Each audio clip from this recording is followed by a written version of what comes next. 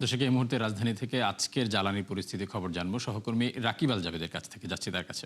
Rakib, LNG terminal থেকে তো জাতীয় গ্রিডে গ্যাস যুক্ত হয়েছে, সেক্ষেত্রে সরবরাহ ব্যবস্থা কেমন দেখছেন? সরবরাহ কতটুকু বাড়লো?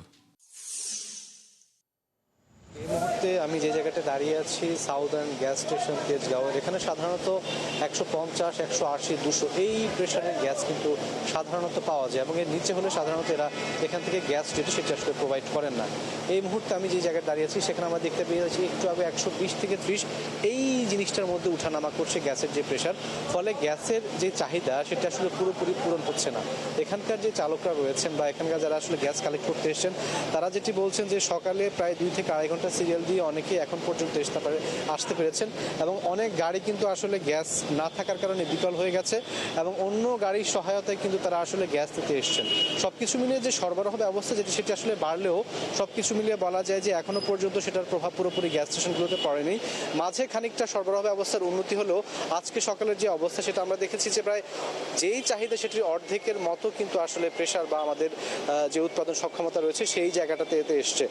ফলে সবকিছু মিলিয়ে বলা যায় যে এখানে যারা আসছেন গ্যাস নেওয়ার জন্য তারা বড় ধরনের সমস্যার মধ্যে পড়ছেন, চাহিদা অনুযায়ী কিন্তু তারা গ্যাস পাচ্ছেন না। একই অবস্থা কিন্তু আমরা দেখেছি যে শিল্পাঞ্চল কিংবা অন্যান্য যে সমস্ত শিল্প উৎপাদন কারখানা যেগুলো রয়েছে সেখানেও চলমান রয়েছে। অর্থাৎ এই পরিস্থিতির আসলে কবে নাগাদ উন্নতি হবে সেটার যদি তথ্য আপনাকে দিতে চাই, ফারুক, গতকালকে কিন্তু বাণিজ্যমন্ত্রী একটি মন্তব্য করেছেন, অর্থাৎ 2 বছর পর্যন্ত কিন্তু আসলে সময় লেগে যেতে পারে পুরোপুরি সংকট সমাধান করতে গ্যাস এবং অন্যান্য যে সমস্ত জ্বালানি রয়েছে পেট্রোল ডিজেল এই অবস্থাতে। এখন পেট্রোল এবং ডিজেলের সংকট সরবরাহ সেটি না থাকলেও গ্যাসের সরবরাহ যে সংকট সেটি কিন্তু চরমে পৌঁছেছে। বিশেষ করে ক্ষুদ্র এবং মাঝারি উদ্যোক্তা যারা রয়েছেন তারা কিন্তু আপনার বড় ধরনের বিপাকে পড়েছেন। অনেকে শিল্প উৎপাদন কিন্তু একেবারে নিচু পর্যায়ে, অর্থাৎ একদম উৎপাদনই করতে পারছেন এরকম কারখানার সংখ্যা কিন্তু ক্রমান্বয়ে বাড়ছে। বিশেষ করে যে সমস্ত ফ্যাক্টরিগুলো পুরোপুরি গ্যাসের উপর নির্ভরশীল তারাই কিন্তু সবচাইতে বিপাকে পড়ছে। মোটা দাগে বলা যায় যে এফএসআরইউ সেগুলো একেবারে সঠিক সমাধান হয়ে গেলেও পুরোপুরি যে গ্যাসের সংকট সেটি কিন্তু কাটতে আরও বেশ খানিকটা সময় লাগবে।